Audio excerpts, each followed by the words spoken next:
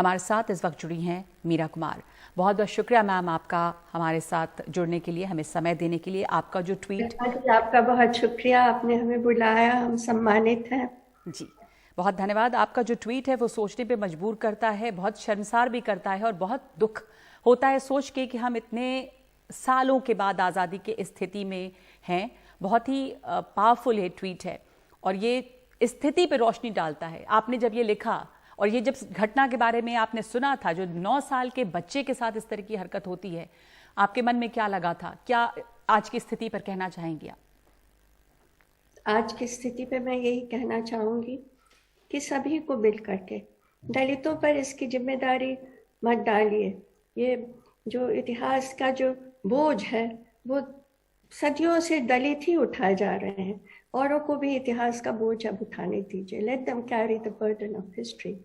तो ये मेरा विचार है, सुझाव है कि जिस समाज के व्यक्ति ने उस बच्चे की हत्या की मार करके, उस समाज के लोग और भी गैर दलित समाज के लोग सब आए, शुद्ध हृदय से आए और जयपुर में एक बड़ी सभा करें गैर दलित, और उसमें ये प्रण करें। यहाँ राजपूताना राजस्थान के लोग अपनी प्रण के लिए बहुत मशहूर हैं कि जब वचन दे देते हैं तो जान दे देते हैं उसको निभाने के लिए। तो प्रण करें कि आज से वो जितने दलित हैं उनका बाल भी बांका नहीं होने देंगे और उनका सम्मान करेंगे। इतनी हिम्मत है क्या उनमें? मैं जानना चाहूंगी। 9 साल के बच्चे को जो समाज और जो जाति प्रसिद्ध है अपने शौर्य के लिए, वीरता के लिए, उसका गुणगान किया जाता है, उसने 9 साल के बच्चे की हत्या कर दी। तो अब कम से कम वो अपना शौर्य दिखाएं, वीरता दिखाएं और जयपुर में आकर के डंके की चोट पर सभा करें और सबके सामने एक उदाहरण पेश करें कि हाँ, हम खड़े हैं और हम जात पात से ऊपर उठ चुके हैं और ये जो समाज कमजोर रह गया है, इसकी सुरक्षा की जिम्मेदारी हमारी है। इसको सम्मान और ये उपकार के रूप में ना करें। डोंट पेट्रोनाइज जी, ये आप उपकार के रूप में ना करें, ये जिम्मेदारी है आपके ऊपर। दिस इज द, ये समाज पर इतिहास का जो बोझा ढोते ढोते आज जो दलित मर रहा है, वो बोझा अब उसकी गठरी जो गैर दलित समाज है वो अब ढोना शुरू करे, ये मैं चाहती हूँ। बिल्कुल। आपने जो ट्वीट लिखा उसमें आपने अपने पिताजी की बात की और सालों पहले आपने लिखा 100 साल पहले। उस समय क्या आप हमें बताना चाहेंगी किस तरह के भेदभाव को फेस करते थे लोग और आपने क्या देखा, और इतने सालों के बाद क्या बदलाव दिखता है आपको? देखिए, 100 साल पहले मेरे पिताजी करीब 13-14 साल के थे। वो टाउन स्कूल आरा में पढ़ने गए तो वहाँ पर एक और घड़ा रख दिया गया, उस पर लिख दिया गया अछूत धरा, और उनसे कहा गया कि अब तो भेसी से पानी पीना है। बाबूजी ने उसको तोड़ दिया जी। फिर दूसरे दिन दूसरा घड़ा रखाया उनके लिए, बाबूजी ने उसको भी तोड़ दिया। फिर तीसरे दिन फिर रखाया, बाबूजी ने उसको भी तोड़ दिया। और उसके बाद वहाँ के जो प्रिंसिपल थे, प्राचार्य थे, उन्होंने कहा अब यहाँ सिर्फ एक ही घड़ा रखाएगा, जिसको पीना है पिए, न पीना है न पिए। तो 100 साल पहले एक दलित अछूत बालक ने, किशोर ने 3 दफा घड़ा तोड़ा जी। और उसके साथ साथ वहां पर जो इतने वर्षों से छुआछूत की परंपरा चली आ रही थी उसको भी तोड़ दिया 100 वर्ष पहले। और आज 100 वर्ष के बाद वो परंपरा है और उस बच्चे को मार भी दिया गया। तो हम आगे गए हैं कि पीछे गए हैं? बहुत पीछे चले गए। कैसे पीछे चले गए? हम कहते हैं, बहुत हम गर्व करते हैं, मुझे भी गर्व होता है, मैं भी हिंदुस्तानी हूँ, कि हिंदुस्तान ने बहुत तरक्की की है, बहुत सारे क्षेत्रों में हमने तरक्की की है। लेकिन जो सबसे मूल है, बुनियादी है जी, उसका क्या हुआ? उसमें हमने कुछ भी किया? ये जो जो हमारे हमारे संवेदना से जुड़ा हुआ है, जो हमारे आत्मा से जुड़ा हुआ है, जो हमारी अंतरात्मा से जुड़ा हुआ है, उसको लेकर हमने क्या किया? जो हमारी करुणा से जुड़ा हुआ है, जो हमारी मानवता से जुड़ा हुआ है, उस पर हमने क्या किया? कितना जहर, कितनी हिंसा भरी हुई है लोगों के दिमाग में इस समय। मुझे चिंता होती है। आप सोच रही हैं मैं दलित होकर के दलित की चिंता करती हूँ? नहीं, मैं तो पूरे समाज की चिंता करती हूँ कि जिनके दिमाग में इतना, जो गैर दलित है उनके दिमाग में इतना जो जहर भरा हुआ है, उस जहर को हम कैसे मिटाएं, कैसे उनको मानवतावादी बनाएं। मैं तो इस चिंता में भी रहती हूँ। जी, क्यों दोनों तरफ चिंता रहती है।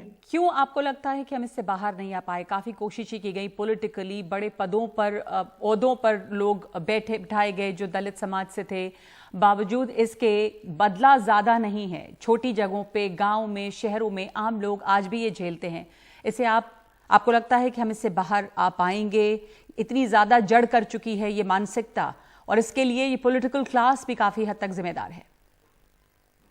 देखिए, पॉलिटिकल क्लास को जिम्मेदार ठहराने की एक परंपरा चल गई है। मैं भी समझती हूँ कि जो राजनीति में आए, जन सेवा में आए, उनकी बहुत बड़ी जिम्मेदारी बनती है। लेकिन जो पॉलिटिकल, हमारा जीवन का जो राजनीति का जो आयाम है, वो हमारे सामाजिक सोच से प्रभावित होता है। जी, राजनीति, लोग कहते हैं कि के कारण जातीयता बढ़ रही है। मैं पूछना चाहती हूँ, आप लोगों की जब शादी तय होती है तो क्या राजनीति वाले आकर के तय करते हैं कि किस जात पे करो? वो तो आप खुद तय करते हैं ना।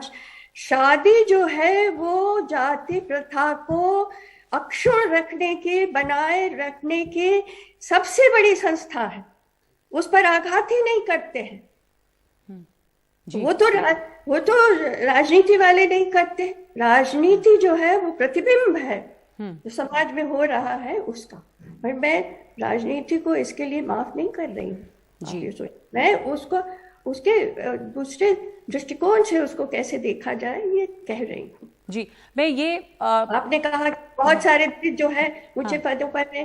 मुझे बताइए कितने दलित ऊंचे पदों पर रहे और कब से रहे? 1947 से अब तक कितने रहे? और ऊंचे पदों पर रहना क्या अपने आप में काफी हो जाता है? बिल्कुल नहीं। हाँ, मैं यही पूछना चाह रही थी कि इन तमाम इस तरह की छोटी जो कोशिशें भी रही, उसके बावजूद ज्यादा कुछ नहीं बदला समाज के लिए। और आपकी इतनी सारी उपलब्धियां रही हैं, मंत्री पद से लेकर स्पीकर, उसके पहले डिप्लोमैट, तमाम चीजों के बावजूद जो जाति का तमगा होता है, क्या आपने महसूस किया कि वो हमेशा साथ रहता है?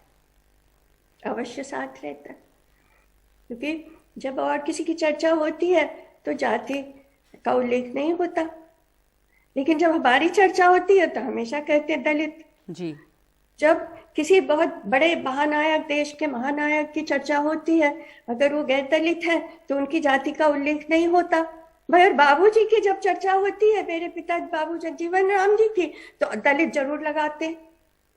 तो ये मानसिकता कैसे जाएगी? अभी राष्ट्रपति बनी, आदिवासी आदिवासी आदिवासी, उनकी अपनी कोई उपलब्धि ही नहीं है सिवाय इसके कि आदिवासी परिवार में उनका जन्म हुआ। बिल्कुल सही कहा। बहुत उपलब्धियां हैं। तो इस तरह सब उपलब्धियों को धो करके अलग कर देना और कहना कि ये बस दलित है, बस इनकी उपलब्धि, इनकी पहचान सिर्फ ये है कि दलित हैं, और इनको कभी भी अपमानित कर सकते हो, कभी भी इनको नीचा दिखा सकते हो, कभी भी इनके सम्मान को ठेस पहुंचा सकते हो। ये करो। बाबूजी रक्षा मंत्री थे, 1978 की बात है। बहुत उसमें समय शक्तिशाली थे। 71 का युद्ध उन्होंने जीता रक्षा मंत्री के रूप में। वो बनारस गए डॉक्टर संपूर्णानंद की प्रतिमा का अनावरण करने के लिए। वहाँ विरोध कर दिया, वहाँ के लोगों ने विरोध किया, जाति सूचक नाम लेकर के उनको गाली दी उनको, और उनका कि आप इस प्रतिमा को हाथ नहीं लगाएंगे, ये भ्रष्ट हो जाएगी। तब बाबूजी वापस चले आए तो फिर उन लोगों ने गंगा जल से उस प्रतिमा को धोया।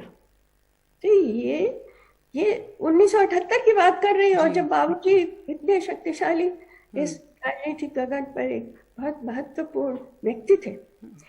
तो ये तब आप ठीक कह रही हैं कि ये जो चिन्ह है ना, ये जो मेडल कहें कि कलंक कहें, क्या कहें, वो लड़ाई रहता है हमेशा, जन्म से शुरू होता है, मृत्यु तक लगा रहता है। तो तमाम उपलब्धियों पर हावी हो जाता है जाति का तमगा, और ये अपने आप में बेहद ही शर्मसार करने वाली और बहुत ही ज़्यादा दुख देने वाली बात है। और जो अब हुआ इस 9 साल के बच्चे के साथ, उस पर जितना शर्म करें वो कम है। बहुत शुक्रिया आपका मीरा कुमार, हमारे साथ जुड़ने के लिए और अपनी सोच साझा करने के लिए।